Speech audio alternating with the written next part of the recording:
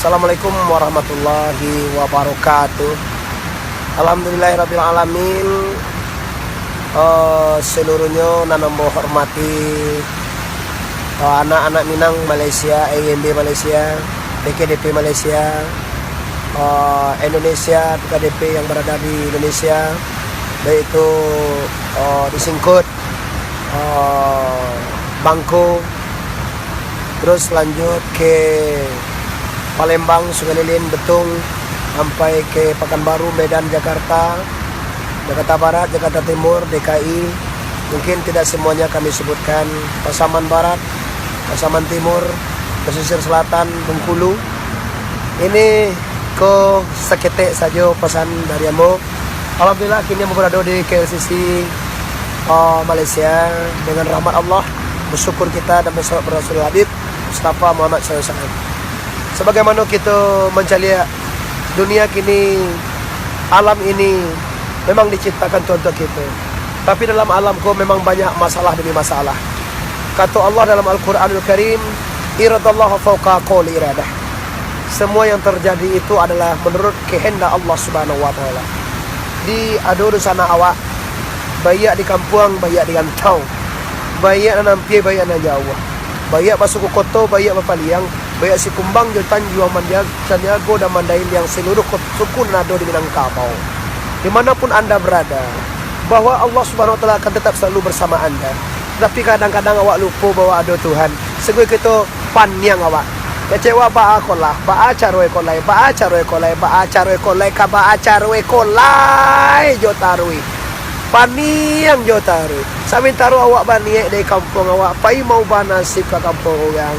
Tiba di kampung orang ba akolai, ka ba akolai, ba acaro, ka ba acaro. Nah ikolah gunoe, abo pasankan kepada seluruh masyarakat PKDP di mana saja anda berada di belahan dunia ini. Pastikan anda kuat bila bersama Allah Subhanahu wa taala. Kalau jo Tuhan, kecek man diangko ayah hamba, kecek man diangko guru-guru kita di atas bahwa deteruya ko nak do nampayah doyong. Kalau lai jo Tuhan awak. Deteruya ko nak do nampayah doyong kalau li Tuhan ado di awak. Deteruya ko nak susah doyong kalau Tuhan ado di awak. Macam contoh awak punya hutang 500 juta, kan setengah miliar artinya. Awak mencalek batang mah. Ladon nampak niang awak, ladon nak pilih, ladon nak pilih, ladon masuk rumah sakit jiwa ke kecil orang. Dia mau nak nampak dia motor, pi kecil orang ni. Sama na UBM juga katanya. UBM itu bahawa awak mako bisa mencalek kaganda Allah. Pitiwa habis 100 juta miliar kaganda Allah. Awak ndak tak pilih kaganda Allah.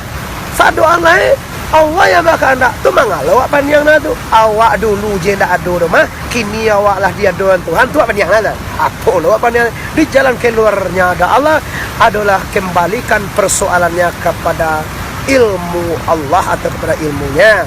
Bahwa sebagaimana disampaikan dek guru-guru kita dete, angoinge buya Matsuhidui, buya Angku Kuniang suul buat tajun, buya Sinaro di Kampung Pasar Batang, guru-guru dete buya Matoya, buya Kembang Satawinya kayak perlu buya.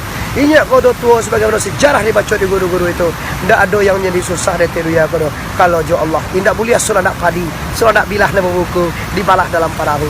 Ndak boleh kaganda Allah, kaganda hati, kaganda Allah nabalaku. Allah takadir saja dahulu. Kalau kita banyak utang, sabana juta kita orang Kuwait.